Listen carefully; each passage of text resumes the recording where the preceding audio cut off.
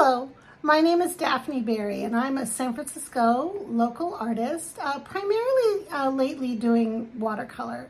Of course, I love painting in oils and acrylic and mixed media, but right now, due to the space I'm currently in, which is a breakfast room, and I am primarily doing watercolor, and I'd like to start doing some more gouache. I have a lot of gouache tubes. They're a challenge for me because if I'm outside, they tend to dry. I don't know, I just love the translucency of watercolor, so it's pretty much become like my favorite medium. Do love oils as well. But with the space that I have right now, it just makes a lot of sense just to work small in sketchbooks, and I do some paintings at the biggest, probably about 14 by 11, but that's about it. But I had a small art haul at Jackson's Art Supply, and I'd like to share with you. And I'm going to go ahead and switch the camera down so that you can see the products, and I'll go ahead and swatch them. I've kind of been on this crazy, just in the last few days, it's like panic. It's like a panic buy that, oh my gosh, the tariffs are coming. And then I realized, oh my goodness, almost all of my watercolors, most of my paints, including I think most of my oils, because I have a lot of Michael Harding oils and Winsor Newton, those are all made in Europe. And the prices are going to go up for us if you're in the United States. So I'm just stocking up. I probably will never get through all of the paints that I have in a lifetime, but I just love collecting. It's kind of like, ooh, I just love art supplies so much. It's like brings me so much joy, and then I love sharing them. So here I am today, going to share my latest art haul, and it includes a gouache pan set by Caran, which I was really surprised to find, and a few little pans. So this isn't going to be, I don't know how long this video is going to be, hopefully not too long, but there are 15 gouache colors in this pan set, and I would like to swatch them for you. So without further ado, I'm going to go ahead and adjust the camera, and I hope you enjoy. Okay, I'm back.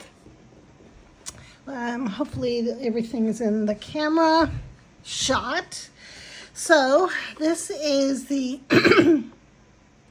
Caran 15 color gouache studio set. I don't think it's probably the highest grade of gouache, but I just really love the idea of having gouache already in a pan, because when I've tried to do gouache in a pan, I don't know, it doesn't turn out so great. A lot of times I think it kind of molds and stuff. Okay, so in here is where you can do the swatching, but I'm going to do it on bigger paper. And so I did get this set. Ta-da! It's actually really a nice, nice big pans. It's quite lovely. And then there's a white here. Okay, and these pop out. This is kind of nifty. Yeah, not bad. All right, stuck them all in. Then it comes with a brush. I don't think these were too expensive. I don't know. They were medium, I think. Anyway, lovely pan set. I'm going to try those out. I got the Molotow art masking liquid. I don't use a lot of masking liquid, but I thought it would be cool to have it in a pen. Is this a pen? Well, kind of. Anyway, maybe a little more control with this.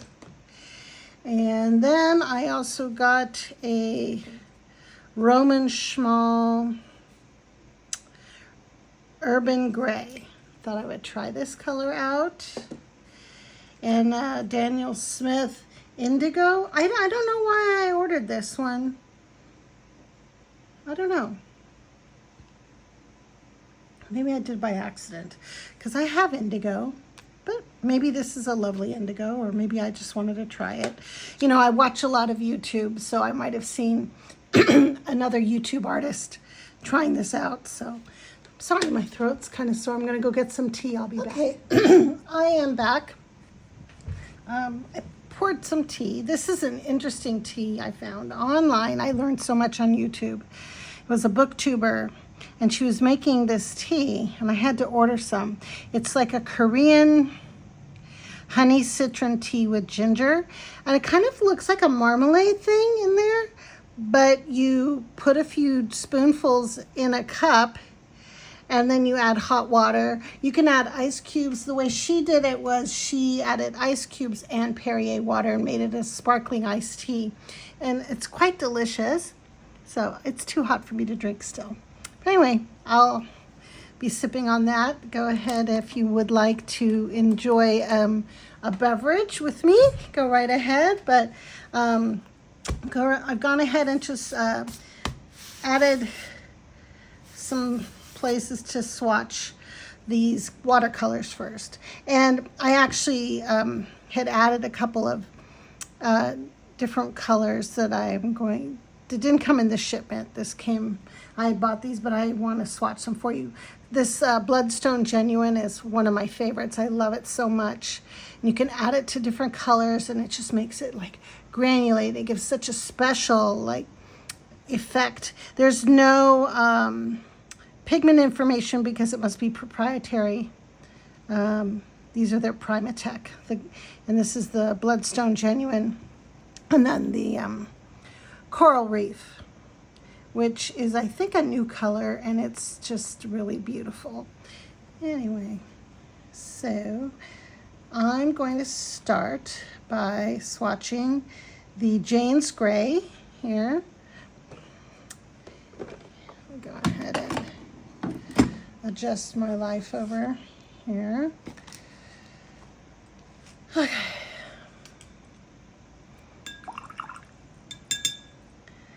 And I haven't wet these yet, so let me do that. Let me drop a little bit of water in these two paints. Okay. This is the Jane's Gray by Daniel Smith.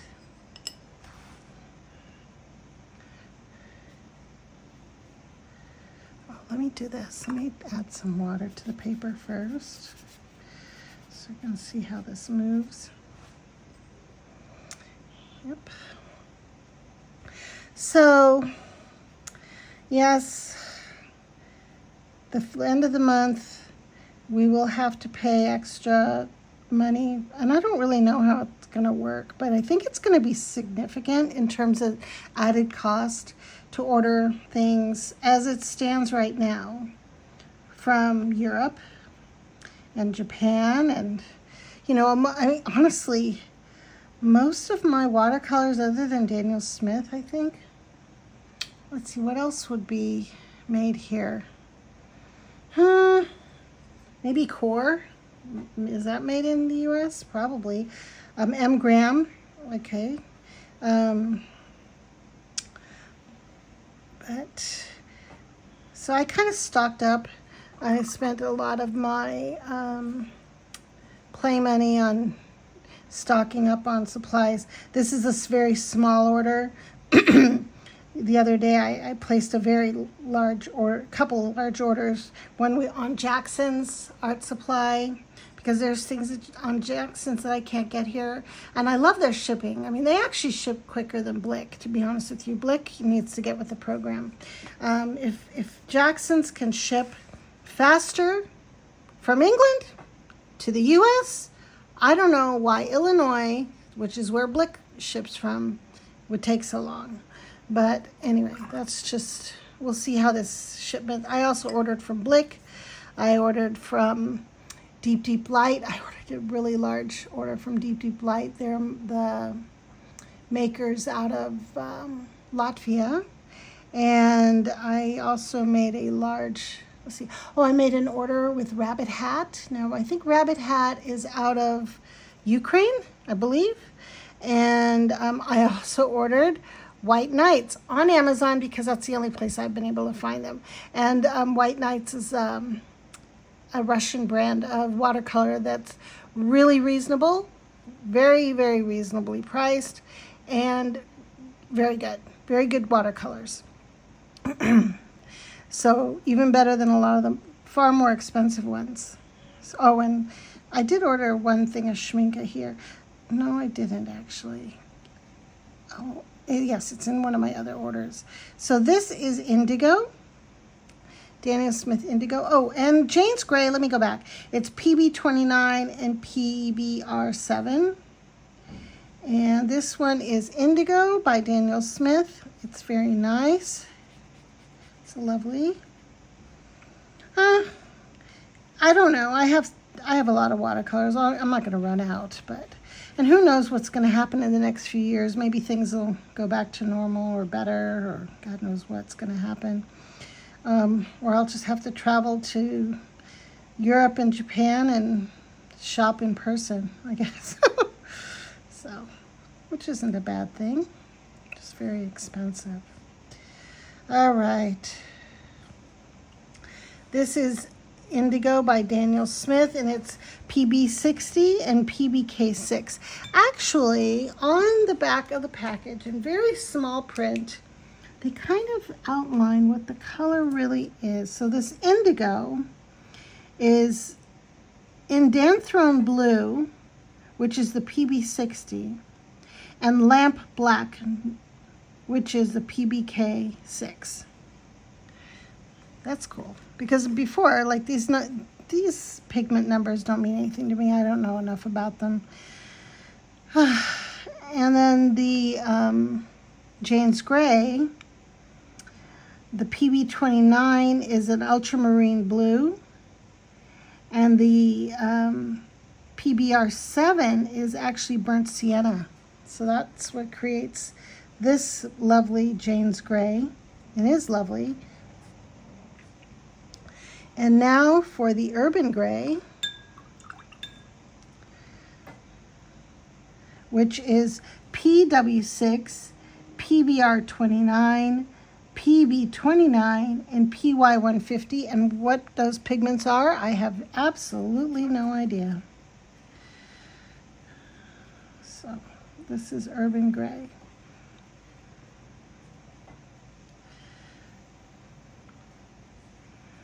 Oh, and in this order that I made last night on Jackson's, I ordered Rosa Gallery too, a lot of those, because those are very, very nice paints, and they're really, really cheap.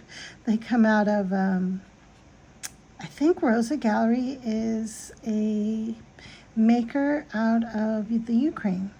Okay, so there's some blue undertones in this. I can see that. We'll see what happens when it dries.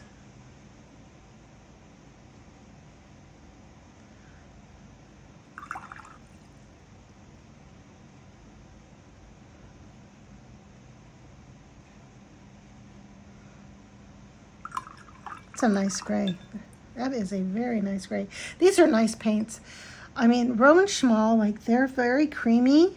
They wet really easily. And, you know, I love Daniel Smith too. They're different, but they're not handmade. I don't think that Roman Szmal's handmade. That's out of Poland. So these foreign paints are going to, I'll probably save a lot of money this way, actually. Maybe this is a good thing. Long term, I won't be buying as much paint. And this is the Coral Reef, and the pigment number for the Coral Reef by Daniel Smith is P073 and PW6. And I think PW6 is titanium white. So I think I figured that out. And put it here.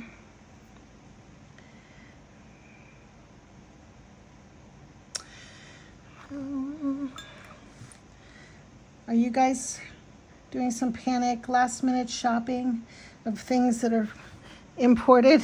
Which I realize so much of what we use is, we used to be very collaborative. Like, we would export our things and we would import things, and it was nice to have that. we have another administration that I absolutely despise. So if that upsets you, you can go ahead and turn me off. But it's a very fear-based, corrupt administration that we're living through here in the United States. And I would say most people are not really happy about it. But I do live in a very progressive part of the country, but honestly, he's not that popular.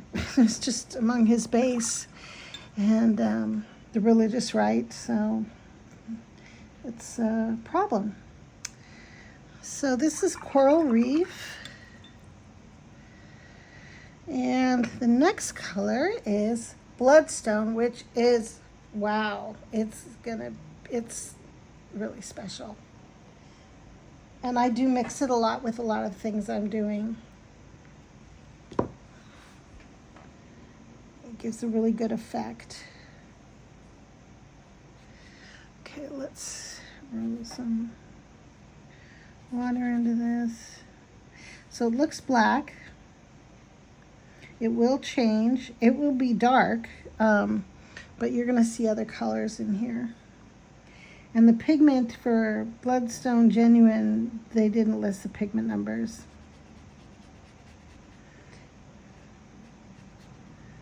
And I use this a lot, so I was running out, so I ordered some more.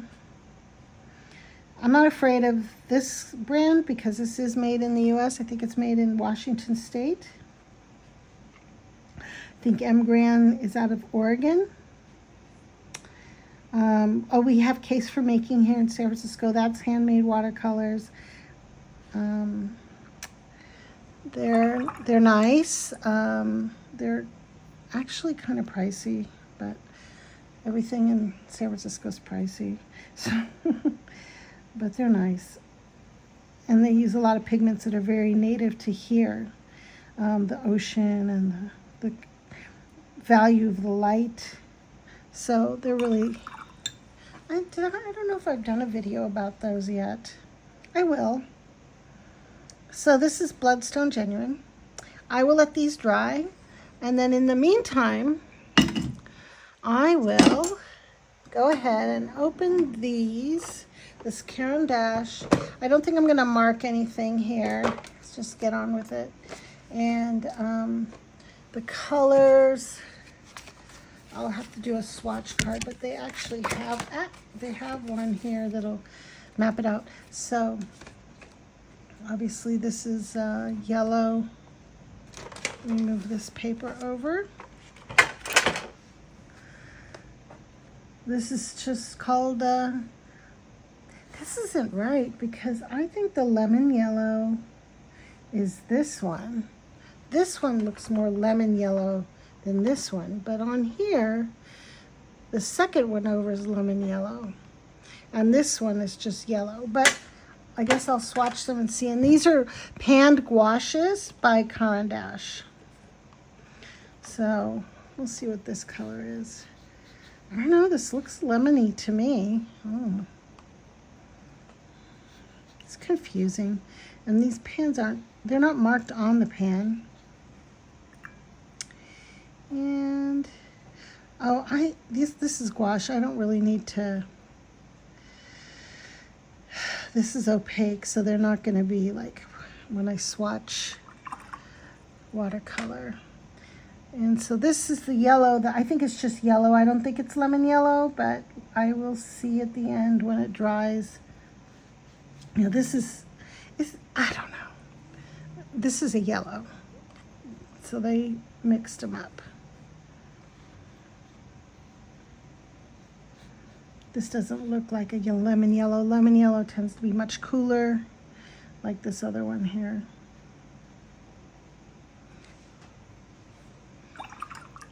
Okay, the next color is that vermilion? Okay, it says it's vermilion. We'll see. These wet really easily. Yeah, this is a vermilion. They're nice. I think these will be easy to use. I don't know what it'll be like in a painting. They're not that opaque, actually. They're not quite as opaque as the gouache I'm used to. Oh, someone is here. I will. Okay. Where were we? So, on with the Caran dash. This is not that opaque. And I would think that a gouache would be opaque. But again, I think this is more of a student grade. But I like the idea of it because it was in a pan already poured, so it probably wouldn't mold or shrink up or crack or anything like that. So this is Carmine Lake, and this one is pretty dark.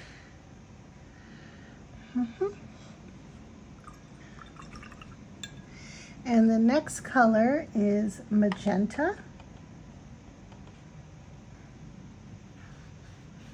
That's pretty. This really looks more like a watercolor. This doesn't really, this is not that opaque. Gouache, I think, is supposed to be more opaque. Unless, they did add white here. Maybe the whites, I don't know. It's okay.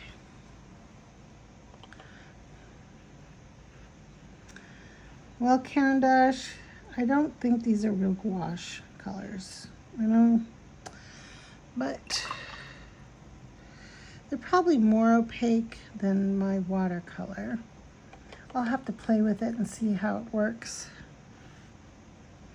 I mean, this isn't going to cover up stuff. Like if I want to be able to paint on top of it, and that's the beauty of gouache. It's kind of easier because you can make mistakes and paint over them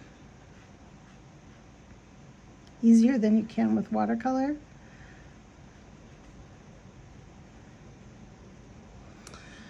And that color is violet.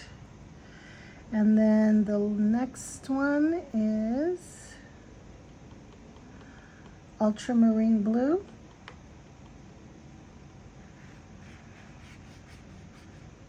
I mean, the colors are pretty. They're vibrant. I just don't think they're very gouache. Is that a word, gouache?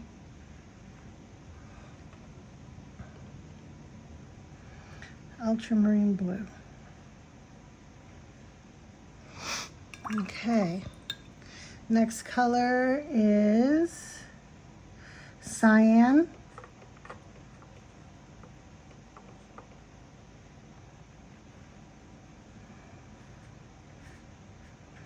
That's pretty.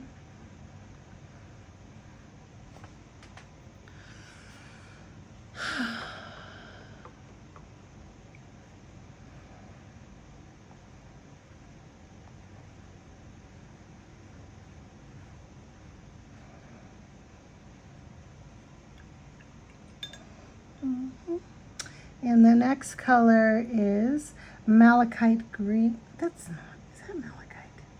That doesn't seem right.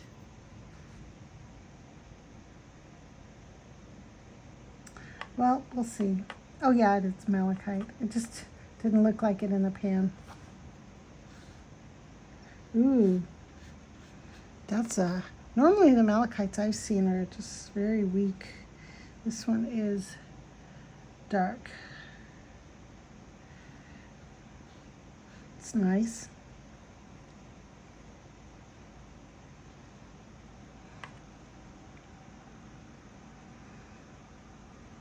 I'll have to get out of my comfort zone and do some more gouache painting. I mean, I honestly have a whole bunch of gouache, all in tubes. I remember I went out one day to the Marina Green here in San Francisco with my gouache and my whole setup, and I was going to paint the sailboats. And I did something stupid because really with gouache, you're not supposed to use cold press paper. It works much better with hot press or, you know, a smoother paper. So not only was I using a cold press, I was using the rough grain. And it was out in the sun, so things were drying really quickly, and I was struggling with it so much. That was the last time I actually painted with gouache. So to be fair, I need to do it the right way next time. I mean, honestly, the painting did turn out okay, but I had to finish it at home. And let me, I think I'll find it and show it to you guys so you can see what my last attempt with gouache looked like. And you know, my other gouache is all professional. I think this is student grade, and I can tell. You know, for what I do in my sketchbooks, I shouldn't even be using my real expensive paints in there, but I love my sketchbook practice so much. And these sketchbooks are kind of a treasure for me, even though a lot of the stuff in there is not particularly nice. It's just an experiment. Some things turn out really, really well in my sketchbook, but a lot of it is just color play, like what I'm doing right now, swatching. So this color is yellow-green. And then the next color is, that can't be. It says emerald green. It just doesn't seem right. This looks like a brown. How could this be an emerald green? This is wrong. This is an ochre. What did I miss? Did I miss something?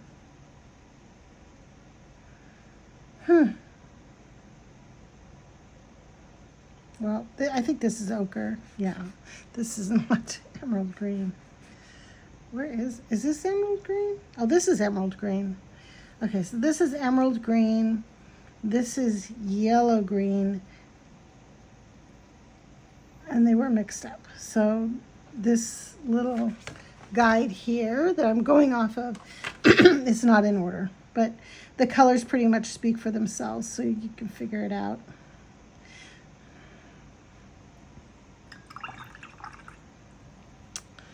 All right, now I think I'm gonna grab this pad to do the other two colors because all this is wet.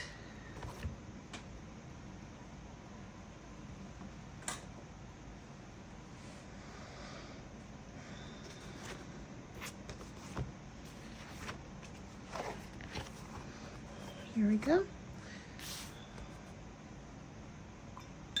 And the next color is brown.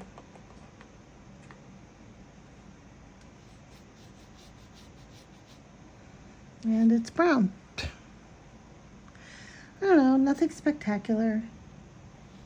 But these are definitely useful. Let me see, I'll try mixing a few things and see how that looks. And then this one's black, this last one.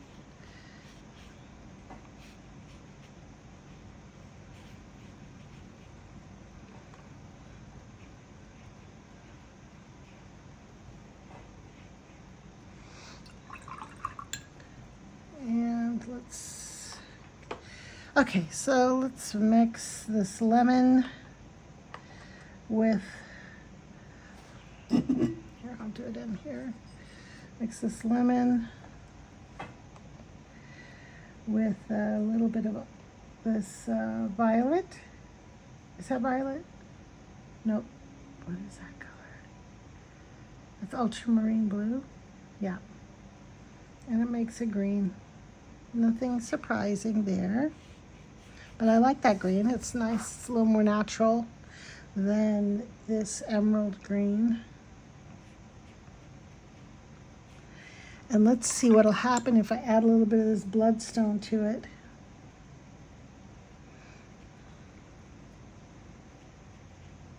Muddy. Yeah, this is, you know, watercolor is I'm just so partial. Okay, the next one I'll mix will be, I'll mix vermilion. I'll mix on the vermilion with ochre. See what happens. Probably nothing very nice. Oh. Well, it's kind of like a, a rust color.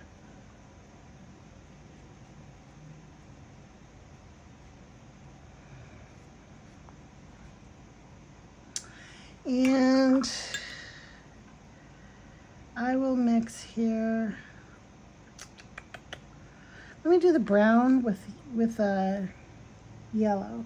Let's go to the brown and the yellow. See what I come up with here.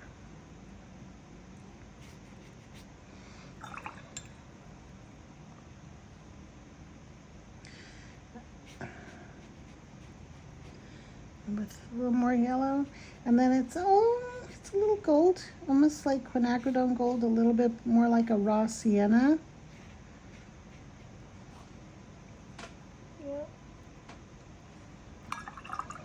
Anyway, I think I'll do one more.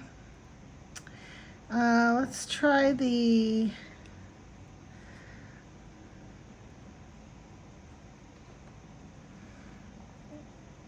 violet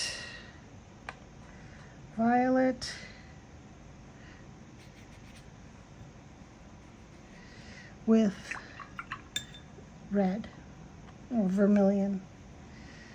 Let's see. Well, that kind of turns it into like a kind of like a manor red, like a brick. That's cool. I kind of like these more mixed than just alone. Let's see what the Carmine Lake looks like with, let's see, what could I mix that with? Carmine Lake with the cyan. So I'm gonna make a dark, mix a dark, very dark, deep purple that can work for shadows and maybe, yep. And, okay, so that was ultramarine, this is cyan, this is malachite. Let's see what I could mix malachite with. Let's try malachite with the yellow.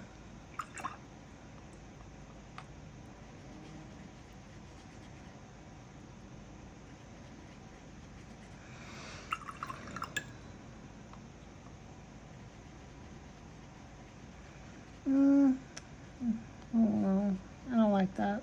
I don't like this green. Looks like grass, kind of. Fake grass. All right. Well, that was the experiment for the day. Oh, let me do this. Add water down underneath.